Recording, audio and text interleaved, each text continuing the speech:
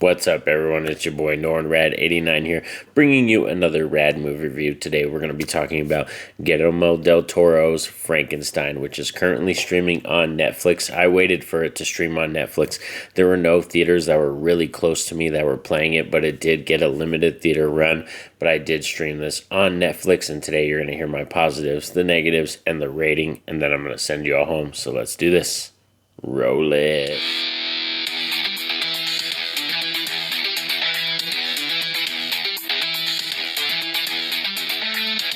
So Guillermo del Toro's Frankenstein is the most recent adaptation of the Frankenstein story written by Mary Shelley. And this one, just to tell you, I was one of my most anticipated horror films of this year. Did it live up to the hype? Was it the best?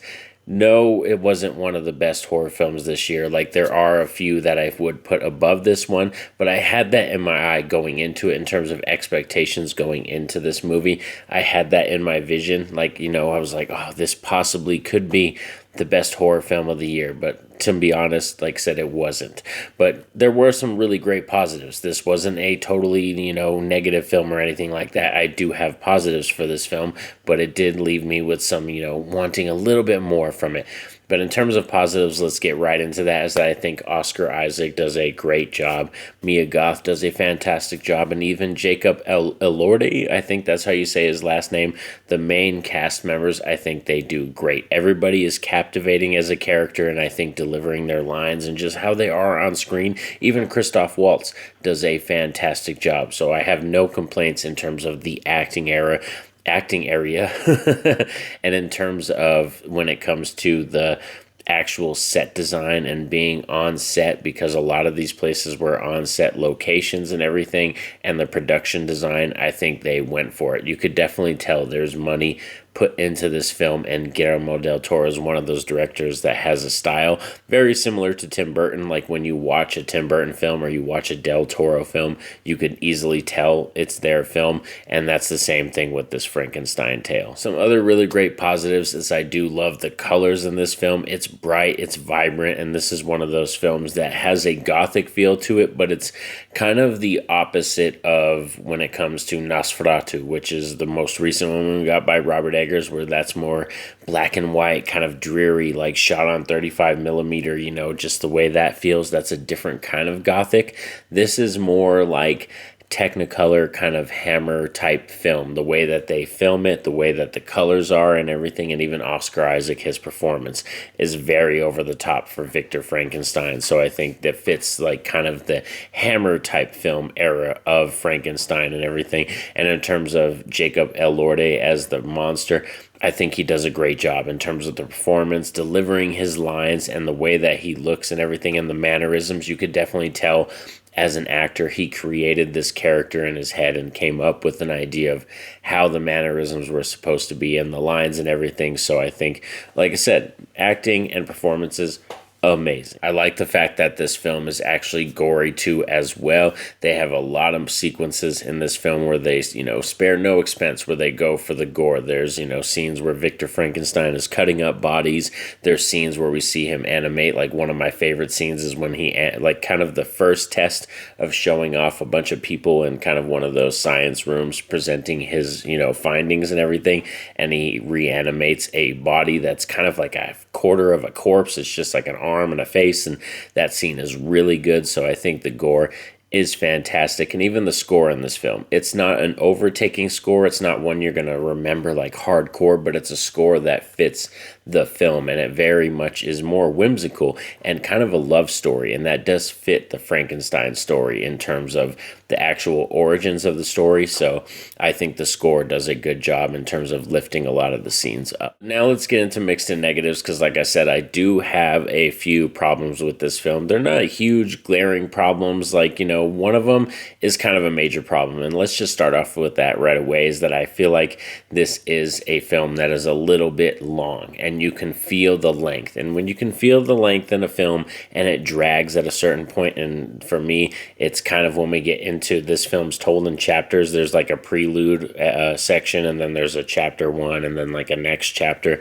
And I feel like when we get to the second chapter, which is our creature story, it definitely drags for me. The tone shifts, shifts, and it definitely does feel dramatically different from the first part of the film. So I feel like there's like a good 10 to 12 minute portion of the movie in that middle part that does drag, and it does feel the length. Like for me, like I can tell, I want, like, there's some movies out there that are 4-hour events or 3-hour movies, like even the Batman, Matt Reeves' The Batman. That was the most recent film that was pushing 3 hours. And I've watched that multiple times, and it doesn't feel like 3 hours. It goes by like nothing. And this film, I felt the length. Another thing this kind of lands more into a mixed area is I'm very mixed on the design of the creature. I feel like the creature in this film looks more like kind of a really cool animated character, you know what I mean? Or something like Jacob Elordi doesn't portray like a tortured creature in terms of the look of it and the design of the creature. And like I said, his body, like, they don't do much to make him look deformed or anything. It's more just stitching. It reminds me kind of very similar. Somebody else brought this up in a review I saw.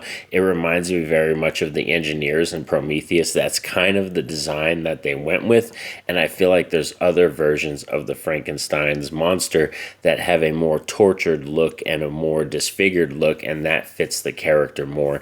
And Jacob Elordi, I had no problems with the performance at all. It's just the design of the character I'm very mixed on. And then my other negative is that I feel like for a lot of the characters, I do love the performances, but in terms of character depth, character arcs, and what the story is, it's very surface level. I watched this film, and like, I have to give it another watch, but off of the first watch, I feel like Guillermo del Toro didn't really dig deep into these characters. Every character is written well and their performances are well, but there's no emotional connection or depth to any of the characters. Like, I was looking for that emotional hook where I was like, this is the character that I'm going to get attached to.